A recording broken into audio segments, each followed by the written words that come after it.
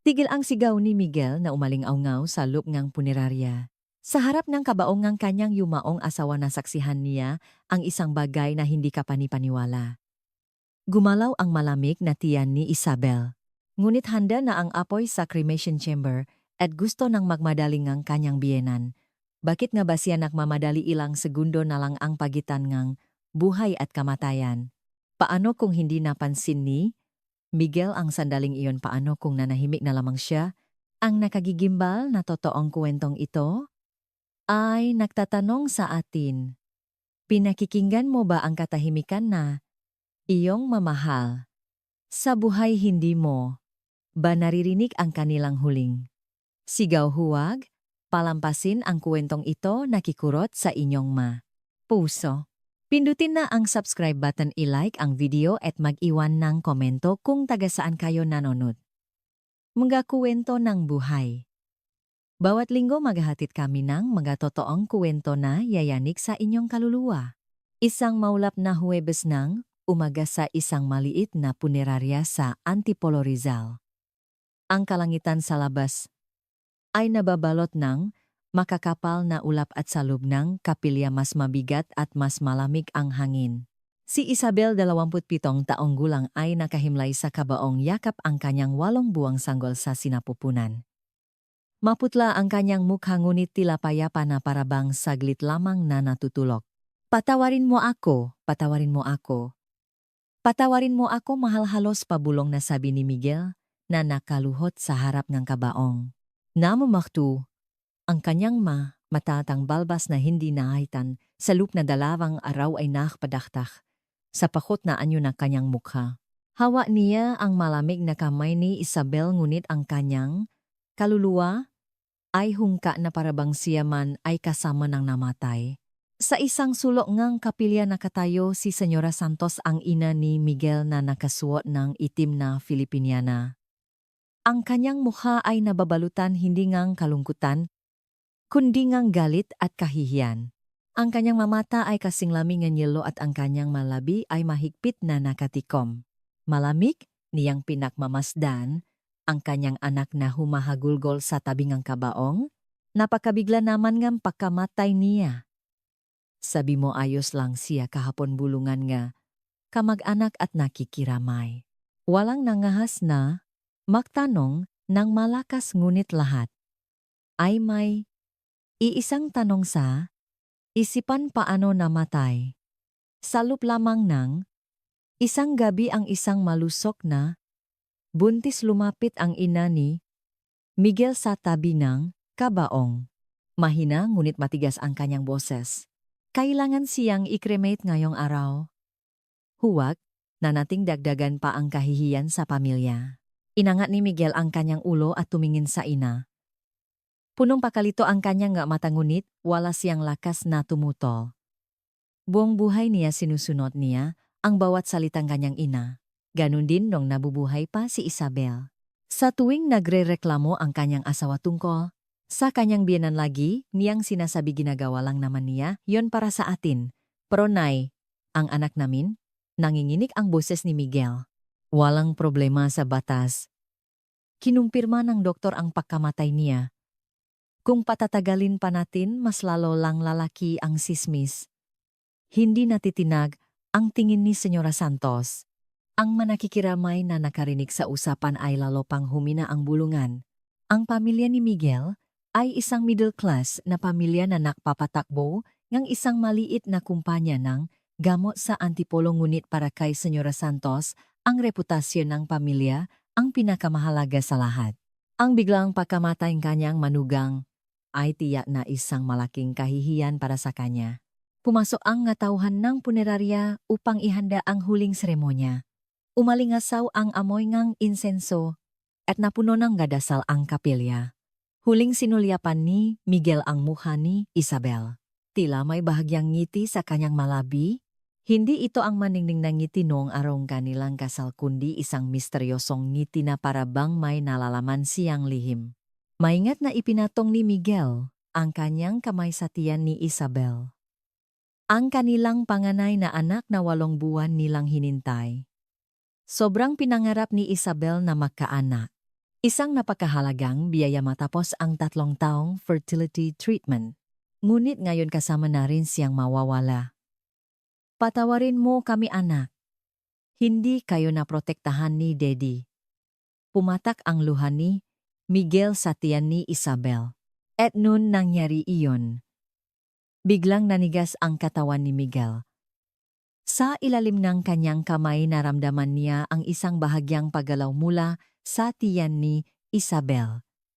Sa una inakala niyang guni-guni lang. Isang ilusyon dulot ng matinding pagluluksa at pakabigla. Ngunit muli malinaw, itong gumalaw. Nanlaki ang mga mata ni Miguel. Nagsimulang tumibo ng napakabilis ang kanyang puso. Lumingon siya sa paligid ngunit walang sinumang nakapansin sa kanyang pakabigla.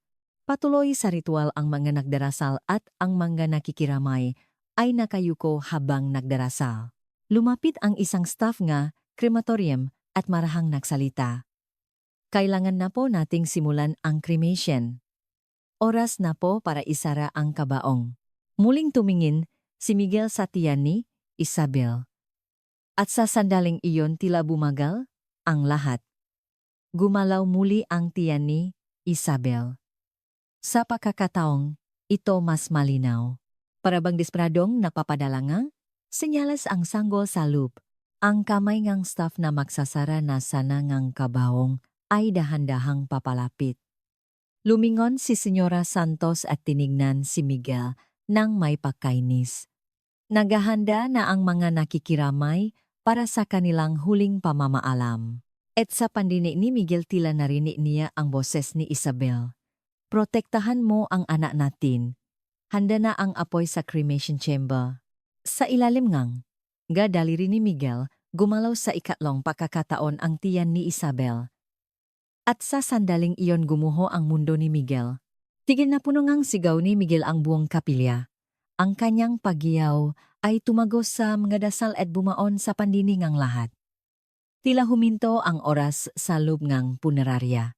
Sabay-sabay na napalingon ang lahat kay Miguel. Itinigil miya meha nagdarasal ang kanilang usal at ang miya nakikiramay ay nakatingginan sa pagkabigla at pagkalito. Ang sanggol sa loob, gumagalaw, itigil niyo ang cremation sigaw ni Miguel habang nakaluhod pa rin sa harap ng pabaong. Ang kanyang boses ay tila sumaksak sa puso nga tao. Marami ang nag-isip na ito ay guni-guni lamang ng isang asawang nababaliw sa pagdadalamhati. Ilang kamag-anak ang nakpalitan ng tingin ng awa. Ano bang kahihiyan? Ito mabilis na lumapit si Senyora Santos at hinawakan ng braso ni Miguel. Ang kanyang mukha ay gusot sa galit at pagkapahiya. Umayos ka nga nakatingin ang lahat iwinaksini? Miguel ang kamay ng kanyang ina at muling lumapit sa kabaong ni Isabel. Pakiusap tignan ninyo buhay ang anak ko. Narinig niyo ba na believe na siya sa pagluluksa paliwanag ni Senyora Santos sa mga nakikiramay? Nanginginig ang kanyang boses. Wala sa sarili ang anak ko dahil sa shock. Pakiusap ituloy niyo na ang cremation. Ngunit hindi tumihil si Miguel. Ipinasok niya ang kanyang kamay sa loob ng kabaong at muling ipinatong sa tiyan ni Isabel. Heto gumalaw na naman, pakiusap kahit sino lumapit kayo at tignan nyo, nakagulo sa loob ng kapilya. Ang ilang nakikiramay ay nagsimula ng umalis habang ang iba ay punong kuryosidad na nakatingin sa kabaong. Patuloy na pinipigilan ni Senyora Santos si Miguel ngunit dahil sa kanyang despradong anyo nagsimula na ring mag-alinlangan ang mataw sa paligid, noon lakas loob na lumapit si Ana ang kaibigan ni Isabel. Sandali lang po. Baka tama si Miguel. Hindi ba dapat nating suriin? Isang matalim na tingin ang ipinukol ni Senyora Santos kay Ana. Sino ka para makialam problema ito ngang pamilya namin?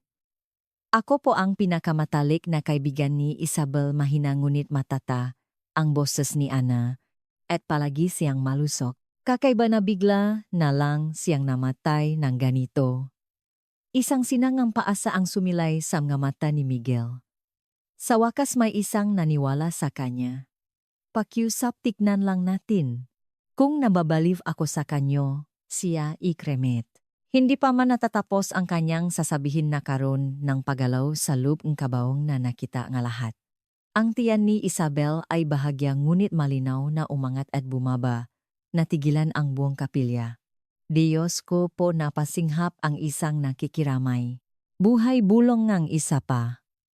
Maging ang staff ngang krematorium ay nabigla at napatingin sa kabaong. Sa loob ng 20 taon ngayon lang siya nakakitang ganito. Agad na tumakbo si Miguel sa kabaong at sinuri ang pulso ni Isabel. Wala. Malamig at maputla ang kanyang balat. Ngunit ang tiyan, ang sanggol, sa loob ng tiyan, ay tiyak na buhay. Isang lalaki mula sama nakikiramay ang lumapit. Nurse po ako. Hayaan niyo akong sumuri. Habang pigil hininga ang lahat idinikit ng nurse ang kanyang tainga sa tiyan ni Isabel kinuha ang kanyang stethoscope at maingat na sinuri ito. Ilang segundo, nagbago ang kanyang ekspresyon. Tumitibok ang pusong sanggol. Buhay ang batas sa mga salitang iyon ang kapilya ay naging isang ganap na kaguluhan. May sumigaw ngang isang himala habang ang iba ay nakmamadaling kinuha ang kanilang cellphone para tumawag ngang ambulansya. Si Miguel sa halo-halong pakabigla kagalakan at pakalito ay napaluhod na lamang at hindi makagala. Kailangan natin siyang dalhin agad sa ospital, sigaw ng nurse. Maaring mailigtas ang sanggol sa pamamagitan ng cesarean section sa isang iglap ang punerarya ay naging isang emergency room. May tumawag sa kalapit na ospital upang maghanda para sa isang emergency C-section. Ang pinakamalapit na ospital ay ang Antipolo Medical Center 10 minuto lamang mula sa punerarya. Mahigpit na hinawakan ni Miguel ang kamay ni Isabel habang umiyak. Kapit lang anak. Ililigtas ka ni Daddy. Si Senyora Santos na nakatingin sa eksena ay namutla at napasandal sa pada. Ito ang unang pagkakataon na gumuho ang kanyang matatag na imahe. May takot sa kanyang mata na parabang may isang triibleng lihim na malapit ng mabunyag. Dumating ang ambulansya at maingat na inilipat ng mga medical personnel ang katawan ni Isabel mula sa kabaong patungo sa stretcher. Hindi binitawan ni Miguel ang kamay ni Isabel kahit isang saglit. Sa kanyang isipan nagahalo ang lungkot at pag-asa. Hindi na babalik ang kanyang asawa. Ngunit ang kanilang anak ang buhay, na kanilang pinakaasam, ay buhay pa. Pakiusap mabuhay kabulong ni Miguel sa tiyan ni Isabel habang nasa loob ngang ambulansya. Umalis ang ambulansya mula sa punerarya kasabay ngang malakas na sirena. Ang manaiwang nakikiramay ay nabigla sa hindi kapanipaniwalang pangyayari. Walang makaintindi kung ano ang nangyari o kung paano ito naging possible.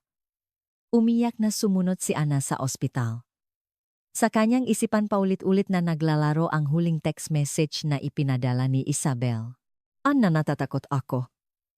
May pinainom sa akin si Mama. Naiwang mag-isa sa punerarya si Senyora Santos. Nang wala ng tao, sa paligid na paupo siya sa isang silya. Nanginginig ang kanyang makamay at may mga luha sa kanyang mamata. Ngunit walang makapagsasabi kung iyon ay luha ng pagsisisi o luha ng pagkadismaya dahil nabigo ang kanyang plano. Mula sa kanyang bagbahagyang sumilip ang isang maliit na bote. May nakasulat na maliliit na letra sa label ngunit mabilis niyang isinara ang kanyang bag. Sa ospital handa na ang lahat para sa emergency C-section. Isang himalabangang buhay ang magaganap o isang pangalawang trahedya ang darating. Ang lahat ay nakasalalay sa pakikipaglaban sa oras. Ang pasilyo sa labas, ang operating room, ang Antipolo Medical Center, ay malamig at tahimik. Sa ilalim ang ilaw fluorescent lamp nakaupo, si Miguel maputla ang mukha. Namumula at namumugto ang kanyang mga mata at hindi tumitigil sa panginginig ang kanyang makamay. Ang pulang ilaw sa itaas ngang pintoeng operating room ay 2 oras nang nakasindi. 2 oras nang nakikipaglaban ang kanyang anak sa pagitan ng buhay at kamatayan. Miguel, lumapit si Ana, ang kaibigan ni Isabel na may dalang 2 tasa ang kape. Namumakto, rin ang kanyang makamata sa kayak. Uminom ka muna. Mukhang maktatakal pa tayo. Inangat ni Miguel ang kanyang ulo at tinignan siya. Puno ang kahungkagan ang kanyang nga mata. Salamat, tinanggap niya ang kape ngunit hindi ininom. Sapat na ang init nito sa kanyang nga kamay. Ano ba talaga ang nangyari kay Isabel, maingat na tanong ni Ana. May halong takot at pagdududa sa kanyang boses. Huminga ng malalim si Miguel. Hindi ko alam. Nung gabing yon pumunta si Mama sa bahay namin. Nagdala siya ng saa. Pagkatapos uminom ni Isabel, bigla na lang siyang nanikip ang dibdib. Nabasak ang kanyang boses. Paggising ko kinabukasan, wala na siya. Muling namuo ang luha, samgamata niya na. May huling text message sa akin si Isabel. Sinabi niya na may pinainom sa kanya ang biyenan niya. Nanlaki ang magamata ni Miguel. Ano? Noon bumukas ang pintong operating room at lumabas ang isang doktor. Agad na tumayo sina Miguel at Ana. Mahirap basahin ang ekspresyon ang doktor. Ibinaba niya ang kanyang surgical mask at huminga ng malalim. Mr. Antay, Miguel Santos, tanong doktor. Opo, ako po ang asawa niya. Nagsimulang kumabok ng mabilis ang puso ni Miguel. Sandaling nanahimik ang doktor. Ang sandaling iyon ay tila isang kawalang hanggan. Isang himala ang nangyari. Tumulo ang luha sa mga mata ni Miguel. Ang anak ko. Opo, buhay ang anak ninyo. Isang babae. Sumilay ang ngiti sa mga labi ng doktor. Sa loob nga, 25 taon ko bilang doktor ngayon lang ako nakaranas ng ganito. Napakalit ng sansang mabuhay ang isang sanggol ilang oras matapos tumigil ang tibok ng puso ng ina. Pero napakatatak ng anak ninyo. Napaluhot si Miguel sa kinatatayuan. Dumaloy ang luha sa kanyang mukha. Pagdadalamhati, kagalakan, pagsisisi at pag-asa, lahat ay sabay-sabay na dumaksa. Ipinatong ni Ana ang kanyang kamay sa balikat ni Miguel at nakiyak. Nasa neonatal intensive care unit ni Chupo ang sanggol ngayon. Kulang siya sa timbang at may kaunting hirap sa pahinga. Pero wala na po sa panganib ang buhay niya, patuloy ng doktor. Isa po talagang himala. Dahan-dahang tumayo si Miguel. Nanginginig pa rin ang kanyang nga binti. Maaari ko na po ba siyang makita mamaya po? Kailangan niya munang maging stable, sabing doktor. At pagkatapos mag-alinlangan, may kinuha siyang maliit na sobra. At ito pagaling sa damit ng misis ninyo. Marahil ay gusto niyang iabot ito sa inyo. Nanginginig na tinanggap ni Miguel ang sobra. Nakita niya ang kanyang pangalan nakasulat sa sulat kamay ni Isabel. Bumigat ang kanyang dibdib. Sige po. Tatawagin na lang kayo, nurse, kapag pwede nang makita ang sanggol. Yumuko ang doktor at muling pumasok sa operating room. Dahan-dahang naupo si Miguel sa silya ng ospital. Natatakot siyang buksan ang sobre. Iyon ang magiging huling salita, huling isipan ni Isabel. Tahimik na umupo sa tabi niya si Ana. Laksan mo, ang loob mo, bulong niya. Huminga ng malalim si Miguel at binuksan ang sobre. Sa loob ay may isang nakatuping papel. Puno ito ng malinis na sulat kamay ni Isabel. Dahan-dahan niyang sinimulang basahin. Mahal kong Miguel, kung binabasa mo ang sulat na ito, marahil ay wala na ako sa mundong ito. Patawarin mo ako, mahal, kung iwan ko kayong mag-isa ng ating anak. Ngunit mayroon kang dapat malaman. Huwag kang magtitiwala kay Mama. Galit siya sa akin mula pa noong una. At lalo itong lumala nang magdalang tao ako. Iniisip niyang inagaw kita sa kanya. Natatakot ako.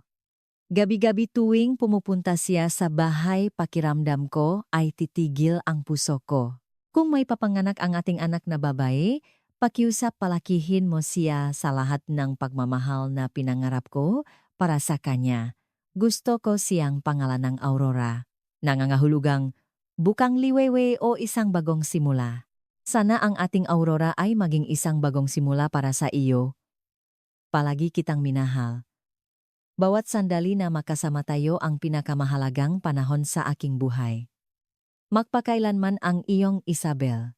Nalaglag ang sulat mula sa mga kamay ni Miguel. Nasimulang manginig ang buong katawan niya. Tahimik na pinulot ni Ana ang sulat at binasa ito. Namutla ang kanyang mukha. Miguel, ito. Nang hinik ang boses ni Ana. Noon, lumapit ang isang nursa. Mr. Santos Marinho, napong makita ang inyong anak. Dahan-dahang tumayo si Miguel. Magulo ang kanyang isipan ngunit isang bagay ang malinaw. Para sa kanyang anak na si Aurora kailangan niyang maging matatag. Salop nga ni Siu sa isang maliit na incubator na kahiga ang kanyang anak, napakaliit at napakahina niyang tingnan, maraming tubo at monitor ang nakakonekta sa kanya, pinanot siya ni Miguel mula sa salamin. Ang maliliit na daliri ang maliit na ilong ang mamatang kamuha ni Isabel. Lahat ay perpekto. Aurora bulong ni Miguel habang idinidikit ang kamay sa salamin. Nandito si Daddy. Proprotektahan ka ni Daddy. Tahimik na lumapit ang nurse. Lalagyan ko po kayo ngang wristband. Tatay na po kayo ngayon. Umiyak na tinanggap ni Miguel ang wristband. Hindi lamang ito isang ordinaryong wristband ng ospital. Ito ay isang pangako. Isang pangakong pahinging tawad sa lahat nga, senyalas na binalewala niya na hindi niya nakita. At isang pangako na magiging isang mas mabuting ama para kay Aurora. Tahimik na tumayo sa tabi niya si Ana. Miguel, kailangan nating i-report ito sa pulis. Ang sula ni Isabel. At ang text message niya sa akin. Tumango si Miguel. Gayong may determinasyon na sa kanyang mga mata. Nabigo siyang protektahan ang kanyang asawa ngunit proprotektahan niya ang kanyang anak. At ilalabas niya ang katotohanan. Sa loop ng incubator mahigpit na nakakuyom ang maliit na kamao ni Aurora. Na parabang handa na siyang harapin ang mundong ito. Isang bagong buhay na isinilang mula sa kasalanan. Mabubuhay si Aurora. 3 araw matapos isilang si Aurora sa isang gabing malalim. Dahan-dahang naglakad si Miguel patungo sa bahayng kanyang pamilya sa Antipolo. Mahinang umulan ngunit hindi niya binuksan ang kanyang payong. Ang pakiramdam ngang malamig na patak ng ulan sa kanyang muka ay tila nagpapanatili sa kanya sa kasalukuyan. Ang kanyang puso ay mabigat sa galit, lungkot at pagtataksil. Nakatayo sa harap ng tarangkahan ng bahay ng Masantos, huminga muna ngang malalim si Miguel at muling binasa ang sulat ni Isabel, nanginginig ang kanyang kamay.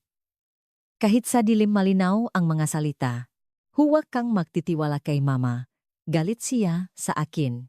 Muling isinilit ni Miguel ang sulat sa kanyang bulsa at huminga ngang malalim. At may determinasyon sa kanyang mga mata, binuksan niya ang tarangkahan. Madilim sa loob ng bahay. Tanging sa kusina lamang mayroong mahinang ila.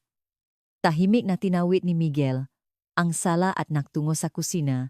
Nakatalikod si Senyora Santos naghahanda ng saa. Ang kanyang figura sa suot na bestida ay tila isang multo sa harap ng puting tilas ng kusina. Mamahina ngunit matata ang boses ni Miguel. Nagulat na lumingon si Senyora Santos. Mas maputla ang kanyang mukha kaysa karaniwan at may maitim na bilog sa ilalim. NG. Kanyang mga mata. Miguel, anak, anong ginagawa mo rito ng ganitong oras? Sinubukan niyang ngumiti ngunit isa lamang itong pakibot ng kanyang ngalabi. Dahan-dahang pumasok si Miguel sa kusina at umupo sa hapag. Malamig ang kislap ng kanyang mga mata. May kailangan po tayong pag-usapan. Kinakabahang nagsalin ng saa si Senyora Santos. Bahagyang natapon ang tubig sa mesa. Wala na ang kanyang karaniwang kalmado. Kamusta si Aurora? Nasa niku pa ba, tanong niya? Mabubuhay siya. Hindi tulad ni Isabel, may talim sa boses ni Miguel. Sandaling huminto ang kamay ni Senyora Santos. Dahan-dahan niyang inilapag ang tsaa sa harap ni Miguel. Tinitigan ni Miguel ang tsaa. Isang malinaw na dilaw, na likido may banayat, na amoy, at isang pamilyar na tasa sa kanyang nga mata. Ang mismong tasang huling pinainuman ni Isabel. Ito ang huling saang ibinigay niyo kay Isabel, hindi ba, tanong ni Miguel. Nanigas ang ekspresyon ni Senyora Santos. Anong sinasabi mo? Inilabas ni Miguel ang sulat ni Isabel at inilapak sa mesa. Ang huling sulat na iniwan ni Isabel. Tiningnan ni Senyora Santos ang sulat, ngunit hindi niya ito hinawakan. May bakas ng takot na dumaan sa kanyang nga mata. Alamin ko kung bakit namatay si Isabel, kalmado ang boses ni Miguel, ngunit sa loob niya ay kumukulo ang galit. Nung gabing yun pumunta kayo sa bahay namin, nakdala kayo ang sa at lahat ng pinaghihinalaan mo ba ako, tumalas ang boses ni Senyora Santos. Na ako ang sarili kong manugang. Ang sarili kong apo. Hindi niya matapos ang sasabihin. Palagi niyong kinamuhian si Isabel, sabi ni Miguel. Noong sumasailalim siya sa fertility treatment at kahit noong nabuntis na siya. Palagi niyo siyang tinatawag na mahinang babae, isang sakiting babae. Tumayo si Senyora Santos. Hindi siya nababagay sa iyo. Ikaw ang nag-iisang anak. Na lalaki sa pamilyang ito, kailangan mong mas matibay na babay. Sa sandaling iyon, tila nagyelo ang hangin sa kusina. Nabigla si Miguel sa sinabi ngang kanyang ina. May tila kabaliwan sa kanyang mamata. Kaya ginawa niyo talaga yon kay Isabel, nangingini ang boses ni Miguel. Nagmamadaling sinubukan ni Senyora Santos na bawin ang kanyang sinabi. Hindi yon ang ibig kong sabihin. May inilabas na maliit na bote si Miguel mula sa kanyang bulsa at inilapak sa mesa. Ito ay isang sample ngang taang ininom ni Isabel. Pakalabas niya ngang ospital, umuwi siya at kinuha ang natira sa tasa. Pinasuri ko ito. Ngayon matatah na at hindi nangingini ang boses ni Miguel. May nakitang digoxin. Sa mataas na dosis, nawala ang kulay sa mukha ni Senyora Santos. Gamot yan sa puso. Ang gamot na iniinom niyo, patuloy ni Miguel. Sa maliit na dosis panggamot, ito sa puso. Pero kapag na-overdose, lalo na sa isang taong may mahinang puso tulad ni Isabel, wala kang ebidensya.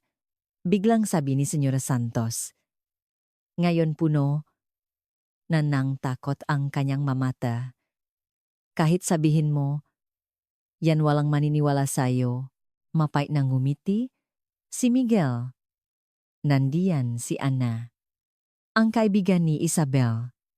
Napadala si Isabel ng huling mensahe sa kanya. At pagkatapos mag-alinlangan sandali, nakpatuloy siya. Inimbestigahan na ito enijama mga pulis. Nang hinaang nga tuhot ni Senyora Santos at napaupo siya sa silya. Naging kulay abo ang kanyang mukha. Hindi ko magagawa yon. Ina mo ako. Dahan-dahang tumayo si Miguel. May luha sa kanyang nga mata. Marami kayong itinuro sa akin, ma. Kagandahang asal pagalang kahalagahan ng pamilya. Pero ang pinakamahalaga sa lahat, hindi nyo itinuro sa akin kung ano ang pag-ibig. Tinitigan ni Miguel ang tasa sa mesa. At sa isang iglap kinuha niya ito. Ang parehong tasaan na ininom ni Isabel sa parehong tasa. Marahil parehong lason. Inumin ko kaya, tanong ni Miguel. Nanlaki ang mga mata ni Senyora Santos. Huwag. Ang kanyang reaksyon ang nasabing lahat. Dahan-dahang, ibinaba ni Miguel ang tasa. Nangingini ang kanyang kamay. Bakit nyo ginawa yon, basa ang boses ni Miguel. Yumuko si Senyora Santos na para bang naubos na ang lahat ng kanyang lakas. Inagaw ka niya sa akin. Ang anak ko. Ang nag-isa kong anak. Pinagmasdan ni Miguel ang anyo ng kanyang ina. Ang matatag na babaeng hinangaan at kinatakutan niya, buong buhay, niya, ay isa na lamang ngayong maliit at sakiting matanda. Ang galit ay nagsimulang mapalitan ng awa. Darating na ang mga pulis, sabi ni Miguel. Sabihin niyo ang lahat. Marahil yan na ang huling pagalang na may pakikita ko sa inyo. Dahan-dahang, lumabas ng kusina si Miguel at naktungo sa sala. Mabigat ang kanyang mahakbang. Sa likuran niya narinig, niya ang mahinang pagikbini, Senyora Santos. Kung iyon ba ay tunay na luha? Nang pagsisisi o takot lamang sa pagkakakulong, walang makapagsasabi? Paglabas muling tumayo si Miguel sa ilalim ng ulan. Mas malakas na ngayon ang buhos nito, itiningala niya ang kanyang mukha sa langit. Ang mapata ng ulan ay humalo sa kanyang maluha. Isabel, bulong niya. Patawarin mo ako. Sana mas maaga kong nalaman. Tumunok ang kanyang cellphone, ang ospital. Mr. Santos nagsimula nang huminga ng mag-isa ang inyong anak. Mukhang kaya na niya kahit walang intubator. Pumunta po kayo agad dito. Isang maliit na sina ng pag-asa ang sumindi sa puso ni Miguel. Si Aurora, ang kanyang munting anak. Isang buhay na isinilang mula sa kasalanan. Ngayon kailangan niyang mabuhay para sa kanya. Isang umaga ang Disyembre, nagsimula nang bumagsak ang unang nyebaan taglamig. Dahan-dahang naglalakad si Miguel sa isang eskinita, tulak-tulak ang stroller ni Aurora. 2 buwan na si Aurora at 1 buwan na mula nang makalabas sa ospital. Habang tinutula ang stroller, pinamasdan ni Miguel ang paligid. Dito sila tumira ni Isabel noong bagong kasal pa lamang. Ang maliliit na bahay at tindahan ang parke na may matandang punong atsatsye. Lahat ay pamilyar, ngunit ngayon, lahat ay tila iba na. Sa loob ng stroller si Aurora ay balot sa makapal na bonet at kumot. Ang kanyang maliliit na mata ay manghang nakatingin sa snowflake na bumabagsak mula sa langit. Hinaplos ni Miguel ang maliit na pisngi ni Aurora. Kamukhang-kamukha niya si Isabel. Parehong hugis ang mata, parehong ilong, at higit sa lahat parehong katatagan. Aurora, may espesyal tayong taong pupuntahan ngayon, sabi ni Miguel. Tinawid nila ang parke at pumasok sa isang maliit na eskinita. Dun may nakatayong isang lumang bahay. Sa gate nakasulat ang Lola Elfie. Inayos ni Miguel ang stroller, binuhat si Aurora at kumatok sa pinto. Sino yan? Narinig ang boses ng isang matandang babae mula sa loob. Lola Elfie, si Miguel po, ito ang kapitbahay niyo. Dahan-dahang bumukas ang pinto. Isang babaeng nasa edad 80 na may mayos na nakataling puting buhok ang lumabas. Malalim ang ngaguhit nga. Panahon sa kanyang mukha, ngunit matalas pa rin ang kanyang nga mata. Aba Miguelio. Namu ang luha sa mga mata ni Lola Elfie. Napunta ang kanyang tingin sa bisik ni Miguel, kung saan karga si Aurora. Ito ba ang anak ni Isabel o po, Lola? Si Aurora po, sabi ni Miguel. Pinapasok sila ni Lola Elfie. Ang lumang bahay ay mainit, pinalamutian nganga tradisyonal na kasangkapan. May mga nakahilarang paso ng halaman sa bintana at sa isang sulok ngang silid ay may isang lumang makinang panahi. Gusto mo ba? Ang tasaa tanong ni Lola Elfie. Nag-alinlangan sandali si Miguel. Ang salitang iyon ay nagpapaalala sa kanya ng isang mapait na alaala. Ngunit tumango siya. Salamat po, Lola. Habang nakahanda saa si Lola Elfie sa kusina, iniupo ni Miguel si Aurora sa kanyang kandungan at pinakmasdan ang paligid. May mga lumang litrato na nakasabit sa dingding.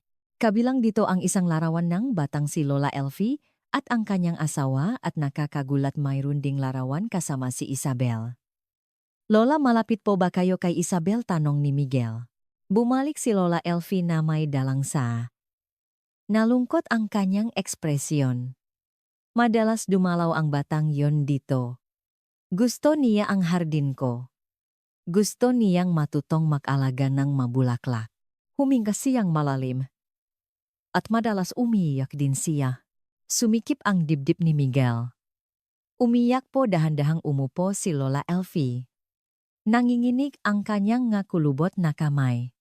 Hirap na hirap si Isabel dahil sa ina mo. Lalong hinipitan ni Miguel ang yakap kay Aurora, nangingini ang kanyang boses. Lola, natatandaan niyo po ba kung anong nangyari? Nung huling araw na nakita kayo ni Isabel na mo ang luha sa mamata ni Lola LV. Kung nalaman ko lang sana nang mas maaga nanginginig ang kanyang boses. Nakita ko sa bintana. Pinaluhod ng ina mo si Isabel sa likod bahay. Sa gabing iyon na napakalamig. Isang buntis. Namutla ang mukha ni Miguel. Pinaluhod po. Tumango si Lola Elfie. Nakatayo ang ina mo at may kung anong sinasabi. Umiyak si Isabel. Paulit-ulit niyang sinasabi pakiusap po huwag po. Huminga siyang malalim. Nakatingin lang ako mula sa bintana. Alam kong dapat may gawin ako pero natakot ako sa ina mo. Nanginig ang kamay ni Miguel. Maingat niyang ibinaba si Aurora sa sofa at tumayo. Naglakad siya papunta sa bintana at tumingin sa labas. Patuloy pa rin ang pag-ulan ng nyaba. Ang likod bahay kung saan pinaluhot si Isabel ay natatabunan na rin ng puting nyebe. At uminom po bang ang saa si Isabel, tanong ni Miguel. Oo. Ininom niya ang ibinigay ngang ina mo. Tumanggi si Isabel pero pinilit siya ngang ina mo. Parang sinabi niya, inumin mo lang ito at matatapos na ang lahat. Tumulo ang mainit na luha mula sa mga mata ni Miguel. Pakiramdam niya ay dinuduro ang kanyang puso. Habang wala siya nag-isang dinanas ng kanyang asawa ang ganong katakutan. Bakit hindi po kayo tumawa ngang pulis, may halong paninisi sa boses ni Miguel. Puno rin ng luha ang mga mata ni Lola LV. Nakamali ako, Miguel iho, araw-araw pinagsisisihan ko yon simula noon.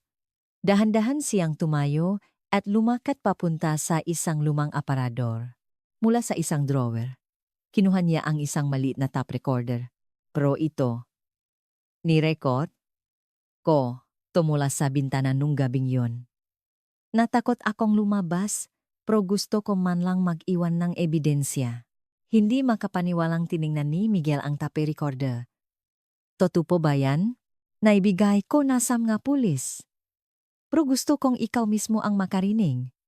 Nangingini na tinanggap ni Miguel ang recorder. Nang pinindot niya ang play button, isang mahinang ngunit malinaw na boses ang umaling-awngaw. Isa ka lang sisitlan, hindi ko kailangan ang batang yan, boses ni Senyora Santos. Pakiusap po huwag niyong sasaktan ang anak ko, sumunod ang humihikbing boses ni Isabel.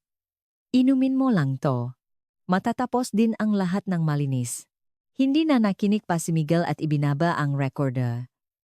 Nagsimulang manginig ng malakas ang kanyang katawan. Nagulat si Aurora sa ingay at nagsimulang umiyak.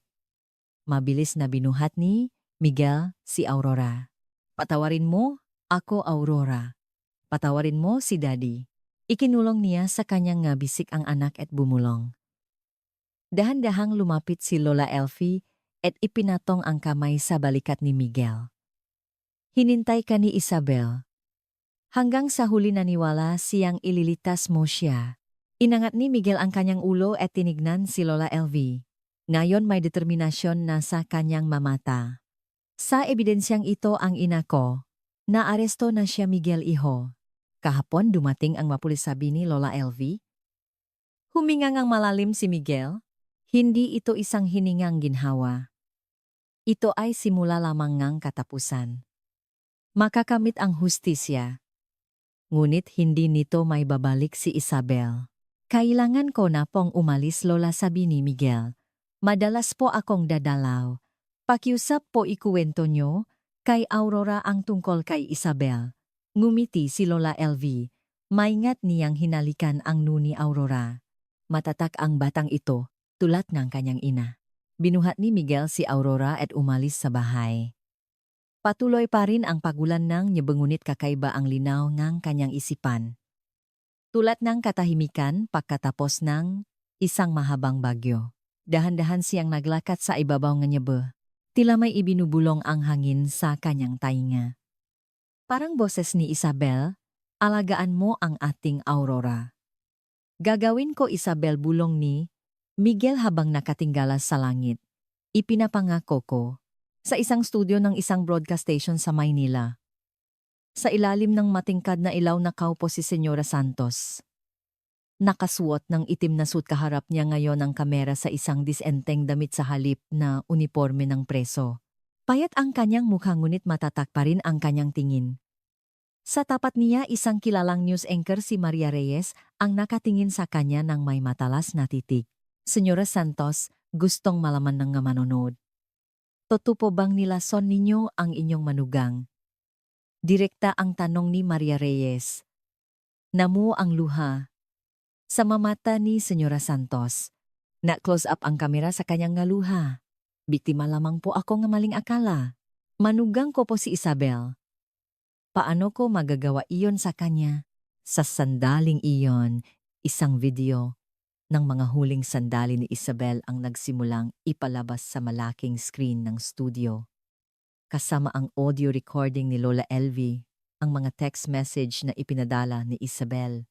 At ang pinakanakagigimbal isang video na lihim na kinuha ni Isabel at ipinadala sa kanyang kaibigan. Sa video pinapaluhod ni Senyora Santos si Isabel at pinipilit itong uminom ng isa ka lang sisidlan hindi ko kailangan ang batang yan. Natahimik ang buong studio. Namutla ang mukha ni Senyora Santos. Natulala siya habang nakatingin sa screen.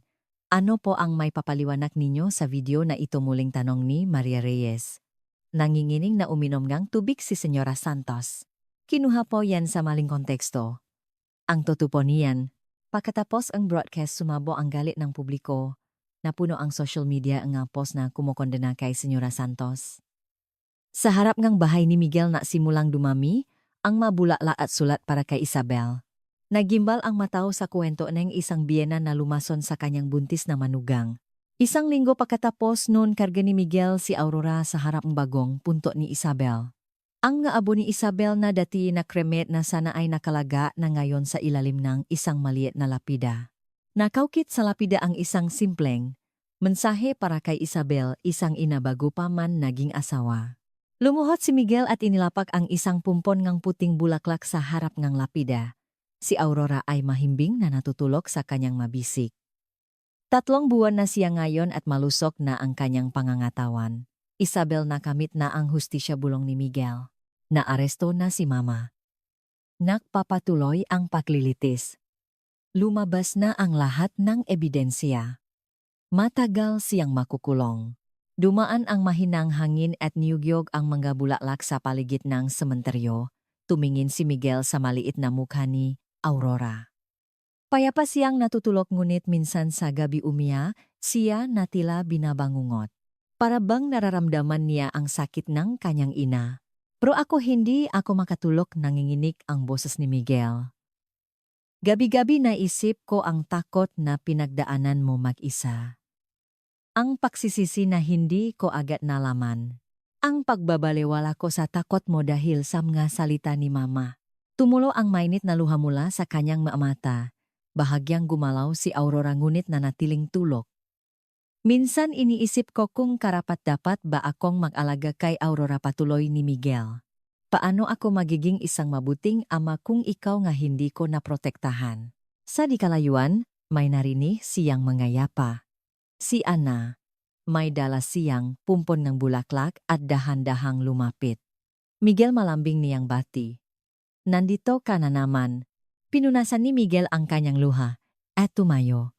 Oh, araw-araw, gusto kong ibalita kay Isabel ang tungkol kay Aurora. Lumuhot si Ana sa harap ngang lapida at inilapak ang nga bulaklak. Napanood mo ba ang balitang interview kay Senyora Santos? Tumango si Miguel. Napanood ko. Hindi pa rin siya umaamin. Pero malinaw ang ebidensya, sabi ni Ana. Ang video na iniwan ni Isabel. Hindi ko akalain kung gaano siya katapang. Tumingin si Miguel kay Aurora. Binabangungot si Aurora gabi-gabi. Para bang nararamdaman niya ang sakit ngang nanay niya. Sumilay ang lungkot sa mga mata ni Ana.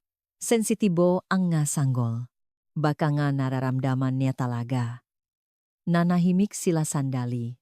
Ang sementeryo kung saan nagsisimula ng mamukatkat, ang nga unang bulaklak ng taksibol ay tila payapa. Ngunit magulo pa rin ang isipan ni Miguel. Minsan naisip kong isuko na lang si Aurora, biglang sabi ni Miguel. Ipaampon siya sa isang mabuting pamilya. Humanap ng mas mabuting magulang para sa kanya. Gulat na tumingin si Ana sa kanya. Anong sinasabi mo anak mo si Aurora? Pero paano ko siya mapapalaki ng maayos nanginginig ang boses ni Miguel kung si Isabel nga hindi ko naprotektahan? May katatagan sa mukha ni Ana nang maksalita siya. Alam mo ba kung ano ang ginawa ni Isabel hanggang sa kanyang huling? Sandali sinubukan niyang protektahan si Aurora. Isinugal niya ang sariling buhay iniwan, ang video na yon naksulat ng liham. Lahat para kay Aurora. Tumingin si Miguel sa lapida. At nalala niya ang nga salitang nakasulat sa huling sulat ni Isabel. Kung may papanganak ang ating anak na babay pakiusap palakihin mo siya sa lahat ng pagmamahal na pinangarap ko para sa kanya. Tumulo ang luha sa mamata ni Miguel. Mas hinikpitan niya ang yakap kay Aurora. Naramdaman niya sa kanyang dibdib ang tibok maliit na puso nito. Tama ka sabi ni Miguel. Ang pagsuko kay Aurora ay isa pang pagtataksil kay Isabel. Ngumiti si Ana. Kailangan ka ni Aurora, Miguel. At kailangan mo rin si Aurora. Paalis na sila sa sementeryo nang huling lumingon si Miguel. Tumama ang sikat ng araw sa lapida at kumislap ito na para bang nakangiti si Isabel. Isabel bulong ni Miguel sa kanyang isipan. Ipinapangako ko. Mamahalin ko ang ating Aurora ng buong buo. Sa pagmamahal na pinangarap mo. Nang gabing iyon nakaupo si Miguel sa tabi ng maliit na kama ni Aurora.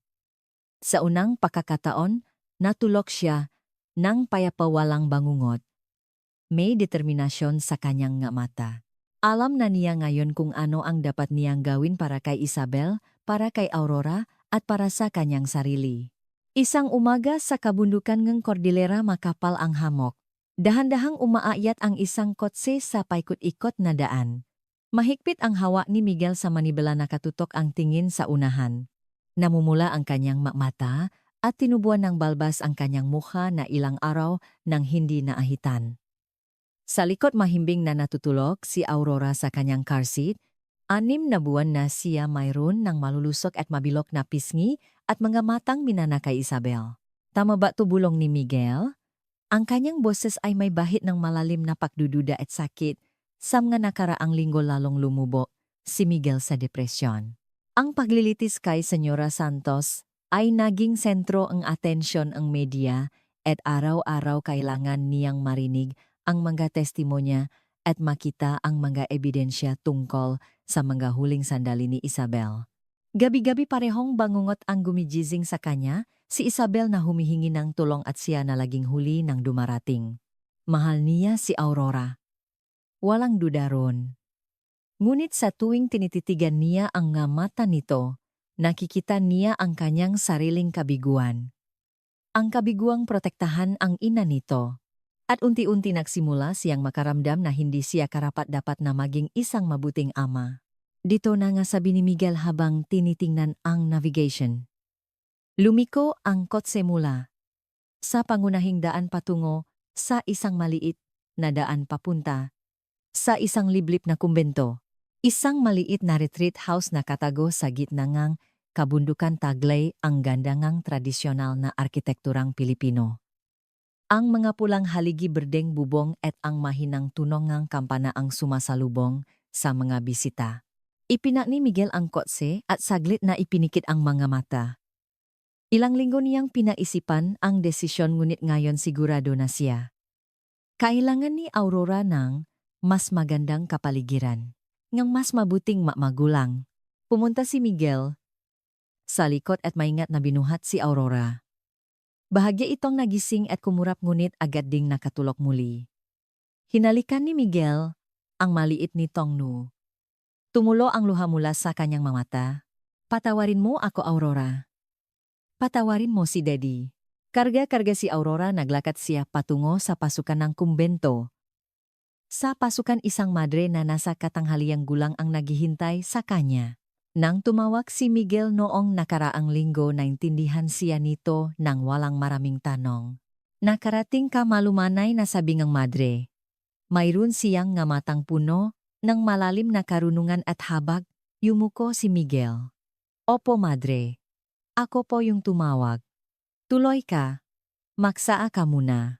Sumunod si Miguel sa madre papasok sa isang maliit na kapilya. Simple ngunit mainit ang loop nito. May relihiyosong imahen na nakasabit sa dingding at sa harap ng maliit na altar may nagsusunok na kandila. Sa isang sulok may maliit na mesa at maunan. Ilapag mo ang bata, rito turong madre sa isang maliit na kutson. Maingat na inihiga ni Miguel si Aurora sa kutson. Mahimbing itong natutulok. Huli niyang pinamasdan ang maliit nitong mukha at mula sa kanyang bulsa kinuha niya ang isang sulat. Narito po ang lahat ng impormasyon tungkol kay Aurora, ang kanyang kaarawan kalagayan sa kalusugan at ang kanyang kwento. Tumango ang madre at tinanggap ang sulat. Napakabigat ng iyong pinagdadaanan. Pinigilan ni Miguel ang kanyang luha at tumango. Pakiramdam ko po hindi ako magiging isang mabuting ama. Kailangan ni Aurora ng mas magandang pamilya, isang mas buong pamilya. Sandaling tinitigan ng madre, si Miguel. Ang kanyang tingin ay hindi mapanghusga kundi punong pangunawa. Uminom ka muna ngang sa bago ka umalis. Nag-atubili si Miguel.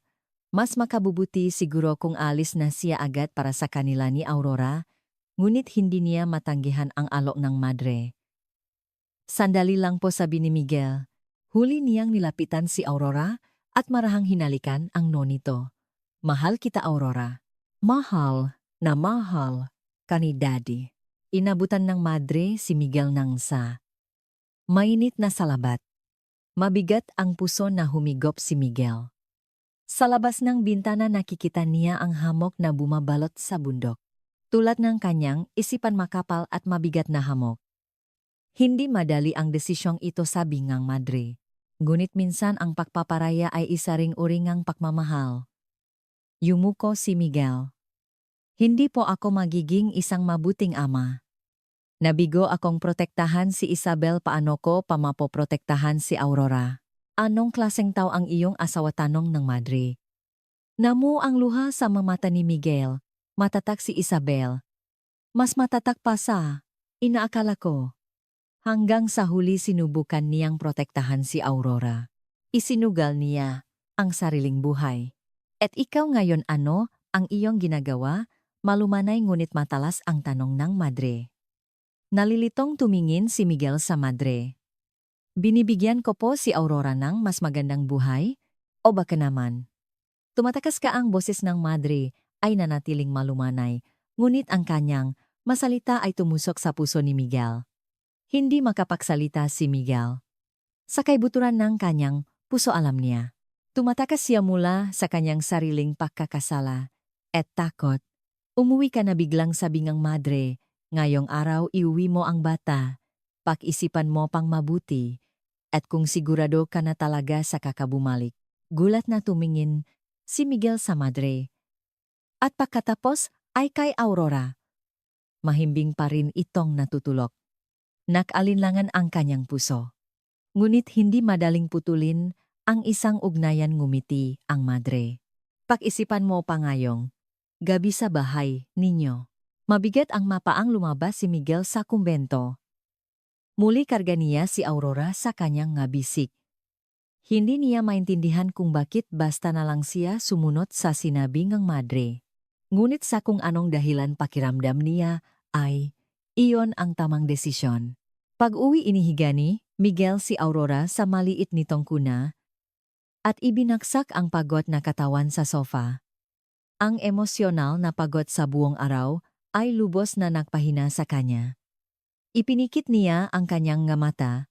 Makalipas ang ilang sandali, may napansin siyang kumikinang sa sahig ng sala. Bumangon si Miguel at pinulot ito. Nanlaki ang kanyang mata. Ito ang wedding ring ni Isabel. Ang mismong singsing na inilagay niya sa kabaong ni Isabel. Paano hindi makapaniwalang tinitigan ni Miguel ang singsing? Tiyak na ito ang singsing ni Isabel. Ang petsa ng kanilang kasal na nakaukit sa loop nito ang nagpapatunay. Nang gabing iyon hindi nakatulog si Miguel. Nakaupo siya hawak-hawak ang singsing. Paano napunta ang singsing na ito dito hindi niya maintindihan. Kinaumagahan tumawag ang madre. Nakapagpahinga ka ba ng mayos kagabi mainit ang boses ng madre? Madre nanginginig ang boses ni Miguel. May kakaibang nangyari. Ang singsing ni Isabel. Nang magising ang bata, may hawa siya sa kanyang maliit na kamay sabi ng madre. Isang singsing. Nabigla si Miguel. Paano niyo po nalaman? Binigyan kang tadana ng isang regalo, may ngiti sa boses ng madre. Ngayon ano ang gagawin mo tumingin si Miguel sa silid ni Aurora. At pagkatapos sa singsing, nahawa niya. Parabang nagpadala si Isabel ng mensahe sa kanya. Babalik po ako madre decididong sabi ni Miguel. Pero hindi ko po iwan si Aurora. Isang araw ngang taksibol na kalat ang ngabulaklak ng cherry blossom sa isang maliit na parke sa Antipolo. Umalingaw-ngaw ang tawanan ang gabata. Nakaupo si Miguel sa isang bangko pinapanot, si Aurora na naglalaro sa sandbox. 5 taong gulang na si Aurora nakasuot ng pulang bestida at ang kanyang itim na buhok ay nakatali sa 2 maliit na tirintas. Kasama ang ibang bata gumagawa siya na sandcastle. Ang kanyang halakak ay nagpapainit sa puso ni Miguel. Dadilukbong pagmamalaking. Itinuro ni Aurora ang ginawa niyang sandcastle. Ngumiti si Miguel at kumaway. Ang galing-galing naman ni Aurora 5 taon na ang lumipas. Ang mukha ni Miguel ay mayroon nang mangiti sa gilid ng mata at ang kanyang mga mata ay mayroong kapayapaan. Nangungulila pa rin siya kay Isabel ngunit ang pangungulila ay hindi na isang matalim na sakit kundi isang malambing na kalungkutan. Si Senyora Santos ay nahatulan ng 7 taong pakakakulong at nasa bilangguan pa rin. Hindi siya binisita ni Miguel ni isang beses. Mari siyang magpatawad ngunit wala siyang lakas ng loob na makita itong muli. Sa halip ibinuhos niya ang lahat ng kanyang lakas sa pagpapalaki kay Aurora. Pinalaki niya ito ng may pagmamahal tulad ng gusto ni Isabel. Miguel narinig ang isang pamilyar na boses, si Ana. Siya na ngayon ang pinakamalapit na kaibigan ni Miguel. Hindi niya mapupunan ang puwang na iniwan ni Isabel ngunit naging parang isang tita siya kay Aurora. Ana salamat sa pagdating tumayo si Miguel para batiin siya. May dala siyang maliit na bag. Alam mo ba kung anong araw ngayon tumango si Miguel? Oh, birthday ni Isabel. Bawat taon sa araw na ito binibisita nila ang puntot ni Isabel. Ipinaalam din nila kay Aurora ang kahalagahan ng araw na ito. Sa murang edad gusto nang malaman ni Aurora ang tungkol sa kanyang ina at laging sinasabi ni Miguel ang katotohanan. Siyempre sa paraang may intindihan niya. Aurora tara na tawag ni Miguel. Mabilis na ipinakpa ni Aurora ang kanyang kamay at tumakbo. Pupunta na po ba tayo kay Mommy? Oh, birthday ni Mommy ngayon.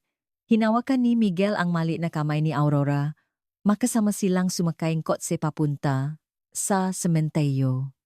Tahimik at payapa ang sementeryo.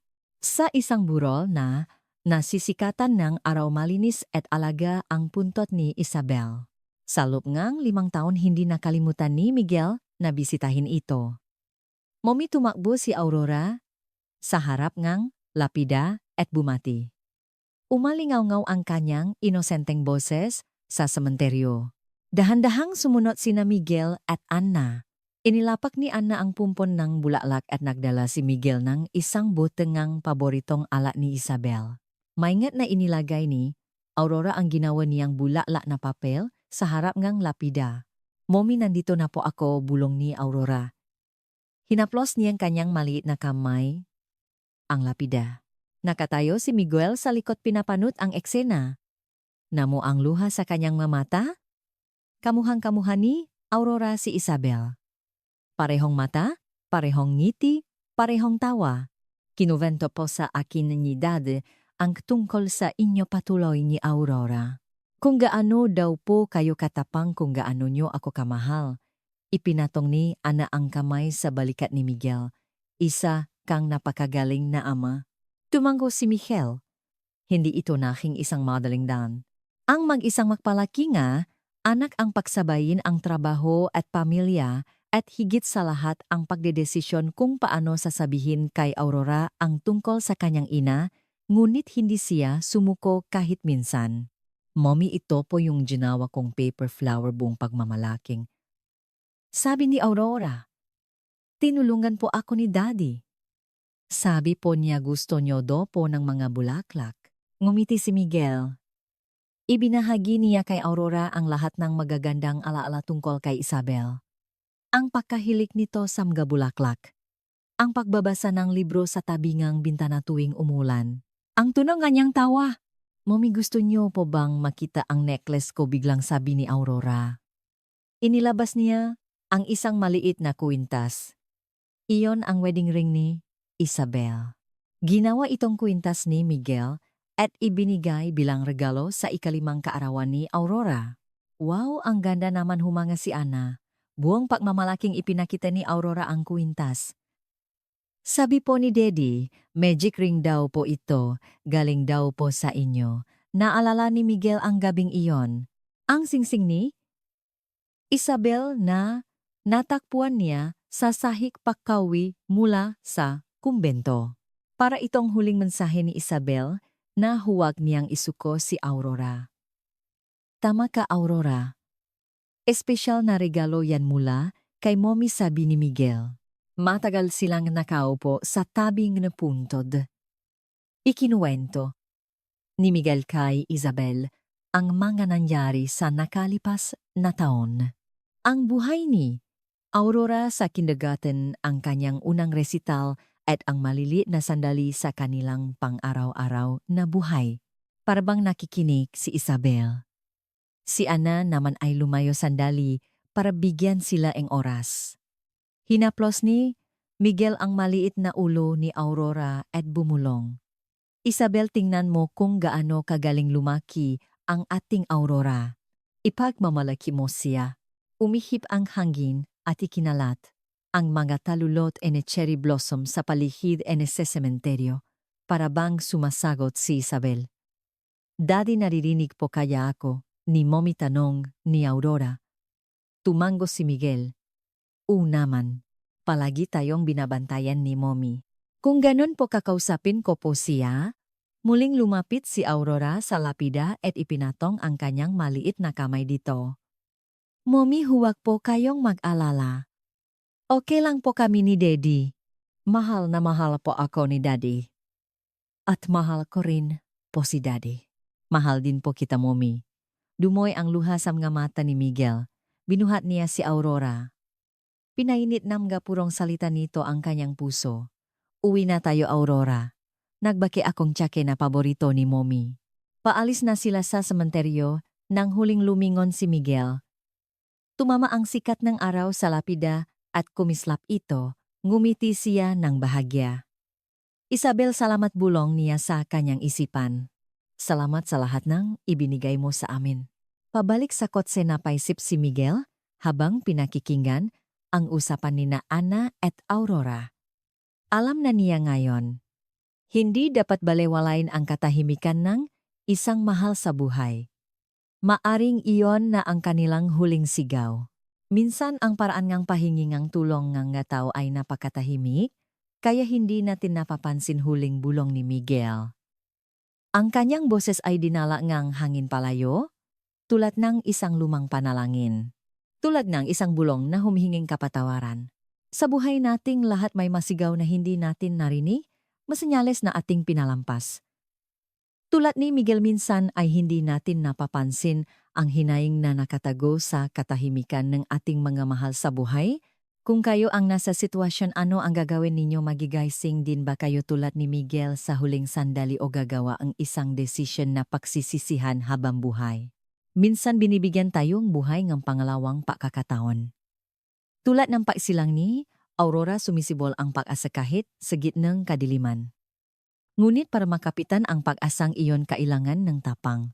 Tulad ni Miguel, Nanilabanan ang kanyang pagkakasala at takot at nagpasya na palakihin si Aurora kaya rin nating bumangon mula sa mga pagkakamali ng nakaraan at magpatuloy. Ngayon sa inyong buhay ano ang senyales na inyong binabalewala?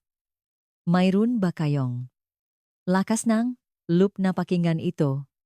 Ngayon kung naantik kayo sa kuwentong ito mag-subscribe sa aming channel. I-like ang video at ibahagi sa inyong mga kaibigan. Ang makwento ng buhay ay patuloy na maghatid ng matunay na kwento na antik sa inyong mapuso. Salamat po.